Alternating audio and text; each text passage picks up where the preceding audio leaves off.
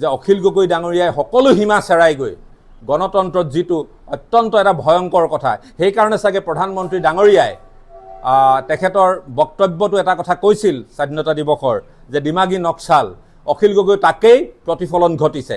কালি তেওঁ এটা বক্তব্যত কৈছে যে তেখেতে বিদ্যালয়ৰ যিটো সাহায্য পুঁজি আহিব, সেই সাহায্য পুঁজিত যদি ভাৰতীয় জনতা পাৰ্টিৰ কোনোবা সদস্যই চকু দিয়ে তেতিয়াহ'লে তেওঁ পিটন দিব। এইটো কেনেকুৱা ধৰণৰ গণতান্ত্ৰিক পৰিভাষা এজন জনপ্ৰতিনিধিৰ? আমি তেখেতক সুধিব বিচাৰিছোঁ যে তেখেতে ইয়াৰ বাবে ক্ষমা খুজিবনে নাই। ভাৰতীয় জনতা পাৰ্টিৰ এজন সদস্যজন হৈছে এজন সমাজৰ নাগৰিক। তেওঁৰ সেই স্থানীয় বিদ্যালয়খনত যদি এটা ৰাজহুৱা অনুদান আহে, সেই ৰাজহুৱা অনুদানত চকু দিয়াটো এজন সচেতন নাগৰিকৰ দায়িত্ব। আৰু এজন সচেতন নাগৰিকৰ যদি সেই দায়িত্ব পালন কৰোঁতে যদি অখিল গগৈ পিটন দিয়ে, তেনেকুৱা ধৰণৰ কথা কয়, আমি তেখেতক আহ্বান জনাইছোঁ এনেকুৱা বক্তব্য পৰিহাৰ কৰক।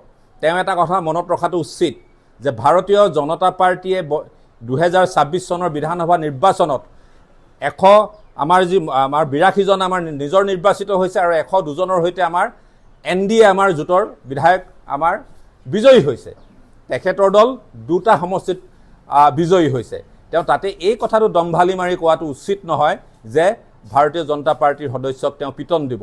যদি একেটা কথাকে যদি ৰিচিপ্ৰকেট কৰে ভাৰতীয় জনতা পাৰ্টীয়ে, ভাৰতীয় জনতা পাৰ্টীয়ে কেতিয়াও এইটো নকৰে, কাৰণ আমি গণতন্ত্ৰত বিশ্বাসী এটা দল।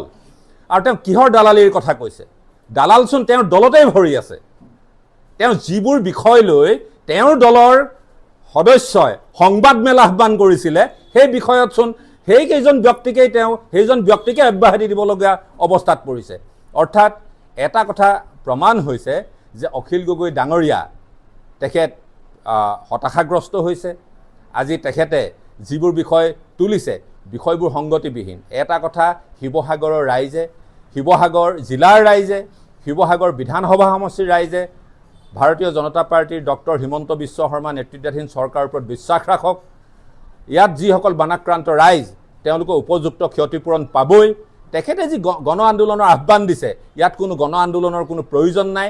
এইখন চৰকাৰৰ দিনত আন্দোলন নকৰাকৈ চৰকাৰৰ যিবোৰ সা সুবিধা পাব লাগে পাইছে। আপোনালোকে এটা কথা নিশ্চয় জানে, ইয়াৰ পূৰ্বে, কাৰণ তেখেতৰ সংগী দল যোৱা নিৰ্বাচনত কোন? কংগ্ৰেছ দল। ইয়াৰ আগত কি আছিল? যদি এনেকুৱা ধৰণৰ প্ৰাকৃতিক দুৰ্যোগত কোনো লোকৰ মৃত্যু হয়, সেই চেকখন DC অফিচৰ পৰা আনিবলৈ যাওঁতে কেনেকুৱা ধৰণৰ অৱস্থা হয়, সেই বাতৰি আপোনালোকে আগতে প্ৰকাশ কৰিছিলে, আপোনালোকে সেই বাতৰি পৰিৱেশন কৰিছিল। আজিৰ তাৰিখত সেই চেক আমাৰ জনপ্ৰতিনিধিয়ে গৈ আক্ৰান্ত বা সেই মৃতকসকলৰ ঘৰত গৈ দি অহাৰ পৰম্পৰা ভাৰতীয় জনতা পাৰ্টীৰ চৰকাৰত নিশ্চিত হৈছে। গতিকে অখিল গগৈ ডাঙৰীয়াৰ প্ৰতি এটা আহ্বান, তেখেতে কালি যি বক্তব্য প্ৰদান কৰিছে যে ভাৰতীয় জনতা পাৰ্টীৰ সদস্যক তেওঁ পিটন দিম বা শাৰীৰিকভাৱে আক্ৰমণ কৰিম বুলি যি তেখেতে এক হুংকাৰ দিছে, ইয়াৰ আমি প্ৰত্যাহাৰ কৰিবলৈ আহ্বান জনাইছোঁ। অন্যথা ইয়াৰ বিৰুদ্ধে ভাৰতীয় জনতা পাৰ্টীৰ হৈও আমি আমাৰ গণতান্ত্ৰিক প্ৰতিৰোধ আমি আগবঢ়াবলৈ আমি বাধ্য হ'ম। ধন্যবাদ।